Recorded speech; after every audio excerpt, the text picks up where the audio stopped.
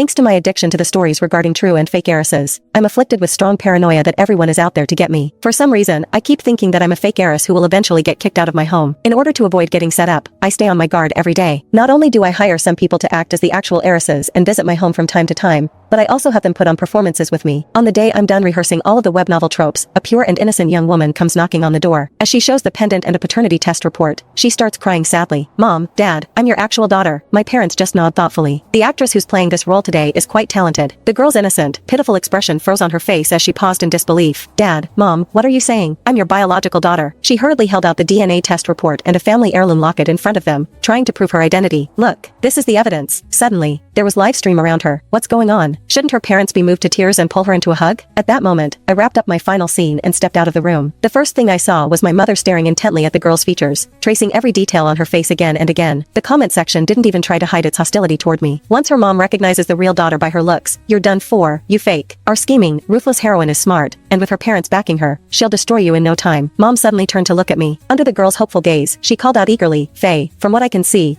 this girl has the best acting skills and is the most dedicated. She even prepared her own props. You won't go wrong partnering with her." The girl glanced at them, then down at the items in her own hands. Her expression darkened instantly. I cleared my throat, feeling a little awkward. "Mom, I don't think she's one of the actresses I brought in." That caught both my parents off guard as they sat on the couch. "What? She's not? Then, who is she?" With everyone's attention suddenly focused on her, the girl grew agitated. She threw herself at my parents' feet and sobbed, "Dad, Mom, I finally found you. Even though I've suffered all these years, struggling just to get by and barely having enough to eat, it was all worth it. Our family is finally reunited." Excitement surged through the comments again. Here it is, the classic recognition scene. The female lead is so pitiful. She's maxing out her parents' sympathy instantly. I can't wait for the parents to take it out on the fake daughter. She's been living in someone else's place all these years. The girl wiped her tears and looked up expectantly, but my parents remained oddly calm, even a little awkward. Dad looked especially uncomfortable and turned his face away. "Miss, calm down for a moment." The girl looked completely baffled, unable to understand why things were unfolding this way. I took it all in and nearly failed to hold back my laughter. Over the years, I had hired no fewer than 100 actors, running through thousands of familiar fiction cliches. The recognition plot alone had been staged nearly 100 times. The first time they saw it, my parents were so moved they cried, wishing they could give their hearts to the real daughter. The second time, they felt deep regret and swore to make it up to their biological child. By the 99th time, all that remained on their faces was numbness. They even begged me in their dreams to switch to a different storyline. Since it involved questions of parentage, my parents immediately called in professionals to run a full paternity verification process. The girl's name was Tanya Lockman. It turned out she truly was their biological daughter who had been switched at birth by a nurse. After the truth was verified, my parents clustered around her anxiously and instructed the staff to set up a room for her. Tanya saw that I hadn't moved from my spot. She made a show of rubbing her eyes until they turned red. "Faye grew up by your side, living in luxury and receiving the best education. I'm just a plain, shabby country girl. How could I possibly deserve to live in the same